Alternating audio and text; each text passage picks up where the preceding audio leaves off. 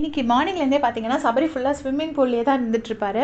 அப்போ வந்து பார்வதி வந்து கேட்பாங்க, சபரி இப்போ வந்து இந்த மாதிரி மொட்டை வெயிலில் வந்து ஸ்விம் பண்ணால் எதுவும் ஸ்கின் டேன் ஆகிடாது அப்படின்னா, அதெல்லாம் ஒன்றும் ஆகாது அப்படின்னு சொல்லுவார்.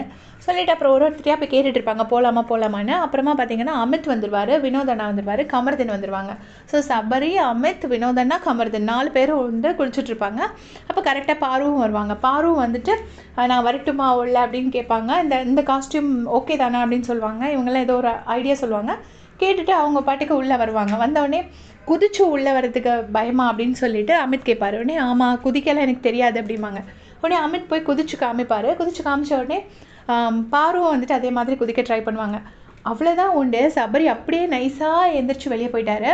ஒரு முந்தானத்து பார்த்தீங்கன்னா பாரு சொல்லிட்டு இருந்திருப்பாங்க, சபரி ஏண்டா பக்கத்தில் வந்து நிற்கிற, ஐயோ கோவேன்னு இருக்கும், எனக்கு அவனை பார்த்தாலே கோவேன்னு தான் இருக்கும் அப்படின்னு சொல்லியிருப்பாங்க. ஸோ அந்த இடத்துல பார்வதி வந்தோடனே அந்த 4 பேர் இருந்தோடனே டக்குன்னு சபரி எந்திரிச்சு போயிட்டாரு. எந்த இடத்துல பாரு கிட்ட போயிட்டு சபரி உட்காந்தாருன்னு நமக்கு தெரியாது.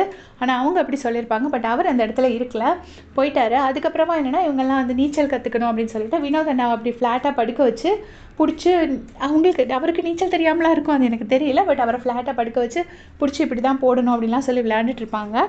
ஆக்சுவலாக இவங்க வந்தவுடனே சபரி கிட்ட தான் ஷர்ட் எடுத்துகிட்டு வர சொல்லியிருப்பாங்க வினோதண்ணா. ஆனால் சபரி போயிட்டு அப்படி ஷர்ட் எடுத்து கொடுக்காம போயிருப்பார். அப்புறமா இவர் கமர்தன் போயிட்டு பாருவோட அந்த ஆரஞ்சு கலர் டிஷர்ட் எடுத்து கொண்டு வந்து கொடுப்பாங்க. அதையும் போட்டுட்டு கொஞ்சம் நேரம் கமர்தன் கூட பேசிகிட்டு இருப்பாங்க. அப்புறமா அமித் கூட பேசுவாங்க. இந்த மாதிரி எனக்கு ஹில்ஸ் நடுவில் ஒரு வீடு வேணும், ஒரு பெரிய ஏக்கர்ஸ் ஆஃப் லேண்ட் வேணும், அதில் நடுவில் நான் இருக்கணும், அது எனக்கு வேணும்னா கொஞ்சம் மணி வேணும், அதுக்காக அடுத்தவனை கஷ்டப்படுத்தி அந்த மணி வேணும்னு நான் நினைக்க மாட்டேன், அந்த பேராசை பிடிச்சவன் நான் கிடையாது, பட் எனக்கு மணி வேணும் அப்படிங்கிற மாதிரி சொல்லிட்டு இருப்பாங்க. உடனே அவர் அமித் சொல்லிட்டு இருப்பார், மணி மட்டுமே வச்சு நம்மளால் ஹாப்பினஸை வாங்க முடியாது அப்படின்னு அமித் அட்வைஸ் பண்ணுவார்.